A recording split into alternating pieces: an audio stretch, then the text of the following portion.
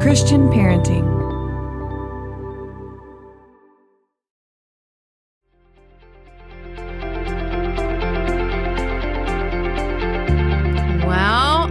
Welcome to Pardon the Mess. I'm your host, Courtney DeFeo, and it is the day after Christmas. I don't know if you're listening to it on this day or you'll listen to it next week, but I am so excited about this final episode of the year. I've been praying about it and thinking about it and just thinking about you guys, going like, what do I need as a mom? What's like the last podcast of the year that's like, I don't need another thing I need to work on or another reminder of the things that I need to do better in 2025, because we did a lot.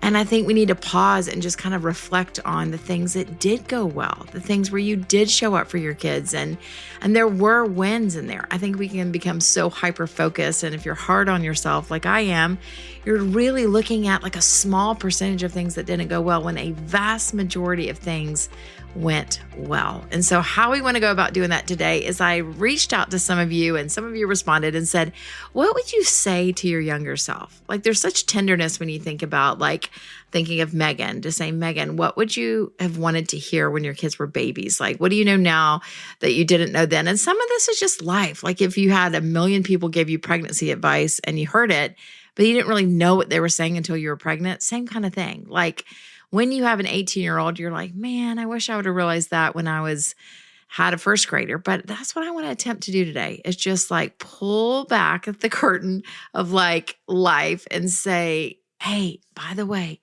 you're doing a great job.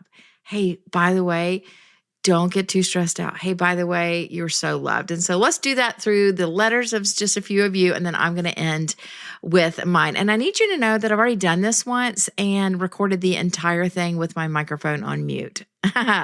Nothing is more court than recording a full podcast with the microphone on mute. So here we go. Checking the green. Going to get through this. And if I cry, sorry, but let's do this. All right. Actually, let me pray first. Lord, I'm actually excited that I did the first one on mute, because it means that this next version is the one that you wanted. And so, Lord, I pray that every word spoken will just hit these moms in a way so much that it feels like it's straight from you, that you will, I don't know where they are. I don't know if there's on a road trip back, if they had fights as a family, if they're in the middle of a divorce or wherever, but we just, moms want to do it so well, Lord. It's like there's something in us that cares so much, because these are our babies. These are our children. And so would you just comfort the anxious hearts of moms today through all of these words, through the words of some of their very own, some of the listeners here, some of my friends, and then just the things that you've placed on my heart today to say, like, you are doing a great job. And so I thank you for this group of moms, and I pray that you'll use this in a really powerful way. Lord, I pray that this would be the one that goes further than all of them, because it's just encouragement. We just need less tips. We need more encouragement. So let's end the year there in Jesus' name. Okay, so Josie, I don't know you, but you're one of our listeners, and you wrote in something that I just love. But you said to your younger self, Josie, you are doing amazing. If your age gap doesn't turn out like you planned, your feeding method doesn't turn out like you planned, or your current living situation doesn't turn out like you planned, it is perfectly planned, because you aren't the one in control. I mean, give that an amen. God has created you to be these kids' mom and raise them in this particular time, no matter what you had planned. You're a wonderful mother, and you are creating a wonderful childhood for these kids, because the God of the universe is the one making it all happen. You will make it through. Guys, we could end right there. So many of these letters repeated the same thing. You're doing a good job. Have grace with yourself and trust God. That's it. So if you listen to nothing else today, you need to know you're doing a great job.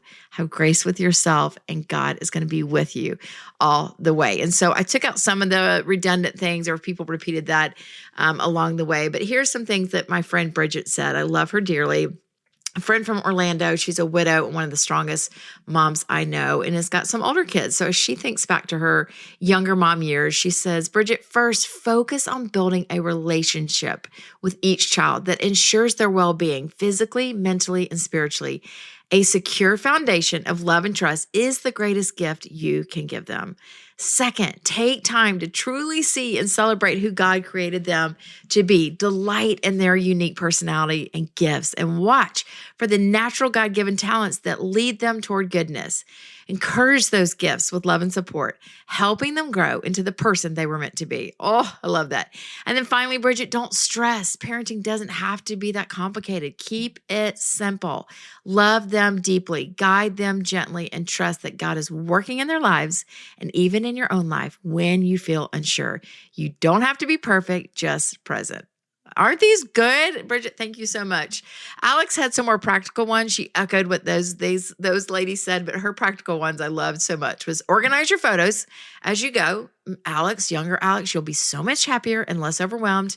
Enjoy how young you look. Isn't that hilarious? Yes, you don't think you look young now, but you do.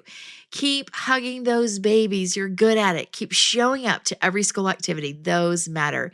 Keep telling your husband he's handsome because he is. This is a unique one on this list, and I love it. Alex says to her younger self, your firstborn has to experience everything new with you. Your other kids will grow up with a wise mom that's realized lots of things aren't really big things, but your firstborn gets a lot of the big freakouts. So be gentle and gracious with that child and yourself. They deserve to get away with some stuff too, and their younger siblings will certainly have the benefit of getting away with stuff. Take care of your skin and put money in a retirement account like a Roth IRA. Go to the doctor for yourself. Go on vacation and whatever truly feels like a break for you. It's okay. I love this that she says this. It's okay to have a job outside of the home. I promise. Make it one that's flexible as possible. That part is priceless. Flexibility. You know that. Fight for it. She also says, make grandparents and cousins a priority. Amen. Pray with your kids. Serve in front of your kids. Live a life of service that they will catch. Life is caught, not taught. Get a dog. Your kids will promise they're going to take care of it, but they won't, but it'll be worth it anyway. And be honest with God. He already knows. And then lastly, Alex says, have fun. All of those people who say the days are long, but the years are short, they're not wrong. You will cry when those years have passed through your fingers like water, but you'll be so grateful that you tried to soak up every last drop. So have fun. Crystal's is so powerful. She's a friend of mine from church, and she says, wow, Crystal, you're a wonderful mom. You're putting in the hard work to help your two babies be the best they can be. You may feel a little lost and frazzled and overwhelmed, but you're doing it. Stay close to Jesus and pray. You absolutely can't do this parenting thing without Jesus.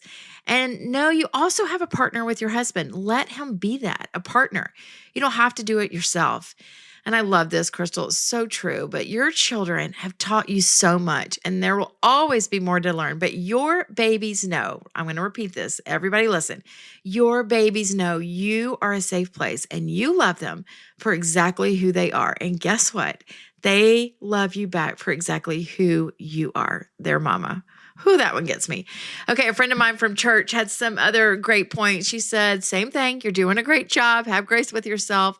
Put Jesus first. Start reading the Bible plan. You'll be so glad you did it. Put your hubby second and go on the dates. He will be your best friend when the kids grow up, and empty nesting really is fun. I think I needed to hear that as a young mom. It's scary, right? She also says it's okay to say no. And I love the way she words this. As your kids get older, give them opportunities to tell you no, so they will be able to tell other people no as well. That is huge. Wish I'd heard that. She also says, don't try to please everyone. Pick a short list of people whose opinion really matters to you, and then don't worry about the other people that are on that list that aren't on that list. Take time to really listen to your kids. Ask questions. Bite your tongue if you have to, and listen. Also, she encourages having fun is more important than making things perfect. Have fun. Keep dancing in the kitchen. Spend the money and send your kids to counseling in high school. They're going to go through some hard things. Put down your phone and spend time with your kids. And lastly, keep giving your sweet babies to Jesus every day and practicing his presence. He will be with you. Oh, I love all those. Thank you so much. And I just encourage you, like, if that's not something you've ever done before, like, just think back to the younger mom. And I think you'd have so much compassion for her and be like, why am I so hard on myself? And we do it at every stage, but maybe take a minute to write in your letter. You can send it to me or send it to yourself, or just read it tonight and just encourage yourself that you're doing a great job. So let me end with mine, and then just Hope that you guys had a great year. I look forward to kind of being in this motherhood journey with Faith and our kids and loving them in the new year. And I'm so thankful for each of you. So, dear Court, first of all, you're cute. You will look back on your pictures and wonder why you thought you were fat or old.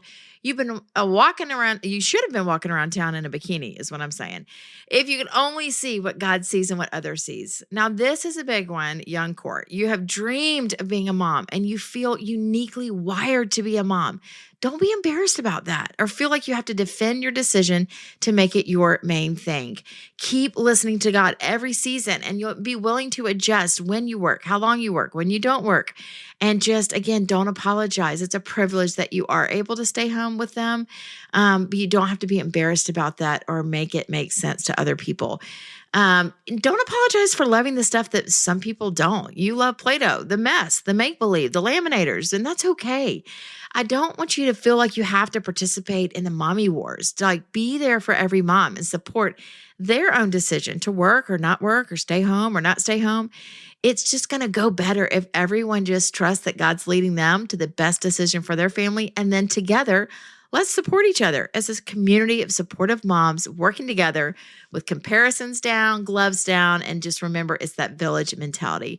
Now, Court, on the other side of the coin, even though you want to be confident and stay in your lane of what God called you to do, you also can humble yourself, and you do this well, but keep doing it. Learn from other moms that are different than you. There are moms that are way better in different areas than you, places where you struggle. You don't have to be good at all of it, but you will need some support in the areas that don't come as naturally to you, like exercise or food or marriage or keeping a cabinet closed, or maybe like fourth grade math homework. You're going to need each other. So humble yourself, keep growing and learning, and be honest with yourself and others about the areas that are naturally hard for you. All right, let's talk about your desire to get it right. I just want to come at this so tenderly because I know you want to do it well. It's the motive is so pure. You want to be cute about it all. You want to do it right. You want to have the kids never fall down or get a boo-boo. You never want them to get hurt, and you want their life to be so smooth. You want them to be happy and live their best lives ever, and you're giving it everything you've got. The desire in you is beautiful, so don't shame yourself about wanting that, and it's not bad, but we have to, and you have to, the rest of your life, let go of making it perfect. You got to let go of that outcome. And so you'll realize as they keep going, and I want you to get this sooner because it's so much freedom in it. But the moments that you mess up and then your kids hit a struggle, it's okay. They're going to rise up and learn and be stronger for it. You won't believe how capable your girls are. Just watch. They will go to the ER. They will have friend problems. They'll fail tests. They'll get frustrated with you, but it's all a part of it. So it's both, Court. Keep your passion for motherhood. Keep the desire to get it right and do your best. But at the end of the day, you're going to have to let go of the control. It's so hard, but you have to. You have to open your hands to the outcome and go, I'll do the best I can, but you are not responsible. You're not responsible for their full lives, their full happiness.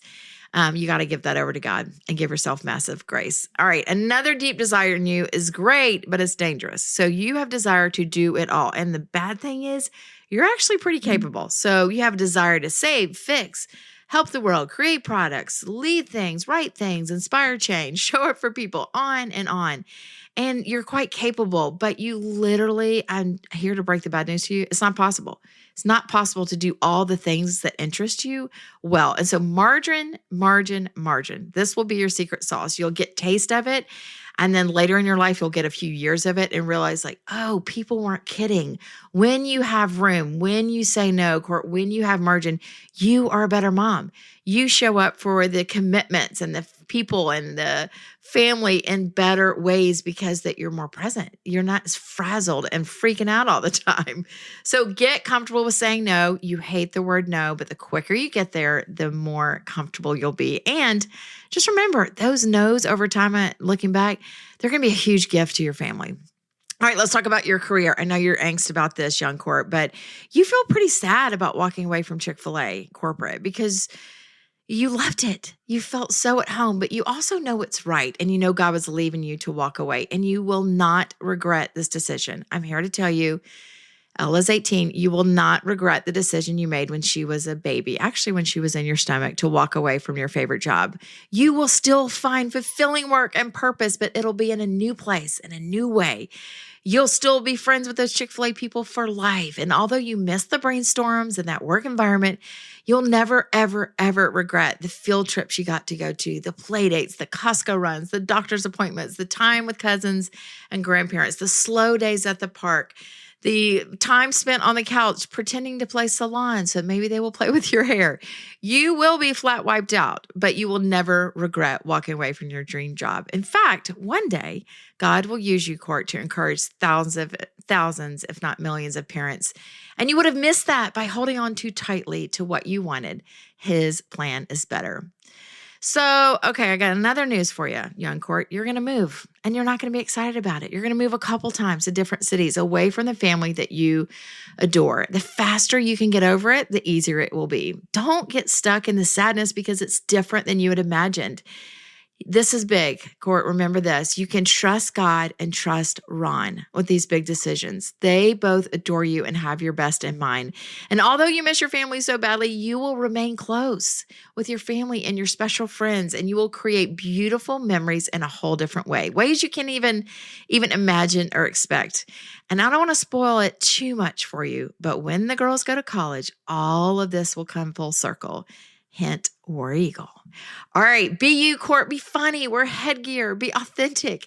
Keep that going into the older years. They will need a fun mom in a world full of big pressures. Don't just do the giggle and the fun and the silly when they're little. Do it as they age as well. They need to see you less stressed. They need to see the home less stressed and enjoying parts of their older years.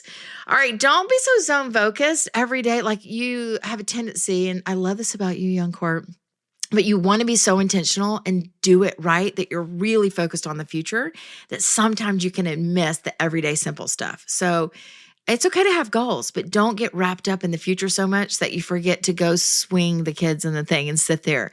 Go to the park with Katie, sleep in and stay in the pajamas. Productivity is good, but presence is better. Productivity, which you're so good at, Court, is good, but presence is better. Here are some things you're going to need in your survival kit to make it all the way through. You're going to need Jesus. You're going to need a local church. You have to find that. Keep fighting for it. You're going to need your family, just the four of you, but also your extended family. Keep those relationships, mend things, keep after it, be intentional about the time. You need friends. You actually need low maintenance friends, and you need to be a low maintenance friend. You're very good at this, Court. You have a radar for your people. I want you to trust that and cling and hold on to those people that don't keep score, that have your best in mind, that think like you, that parent like you, and hold them tight. You're going to need in your survival guide vacations and times to reconnect with your family and friends because they're far. You're going to love your trampoline, pool, and all the snacks because you always wanted to be the house, and you will be the house. But adding some of those fun things in for the kids to do does not hurt. So convince Ron to buy the pool and the trampoline. All right. So how will you feel as we end, young Court? How will you feel on Ella's 18th birthday? I know the thought of this makes you sad, but let me tell you, you will be overwhelmed with joy and gratitude and very few regrets. You will love who she is. She will be 1,000 times, and Larson too, more amazing than you imagined. You'll sit in your den and look around at an imperfect family, but the family that is yours. You will love the family and the team that you built with God and Ron. The four of you will become this unstoppable team, a safe place, a family that loves each other and loves being together. You will honestly rest your head on your pillow at night with this deep peace that God was with you and you were enough as a mom.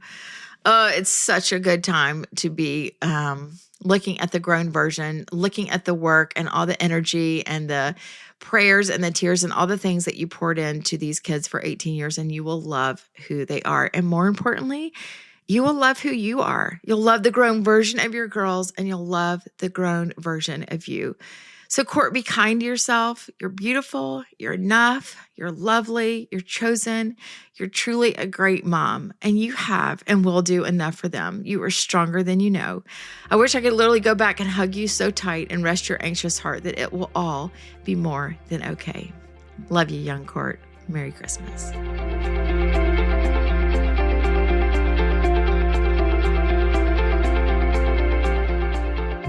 I hope you enjoyed this episode of Pardon the Mess. As always, we've got more encouragement and resources over at christianparenting.org. And you can also stay connected with us on social media at Pardon the Mess. And if you like this episode, I'd love for you to do two things. Press follow on whatever podcast platform you love, and also be sure to leave a rating so other parents can find us. Remember, you're never alone in this beautiful mess of parenting.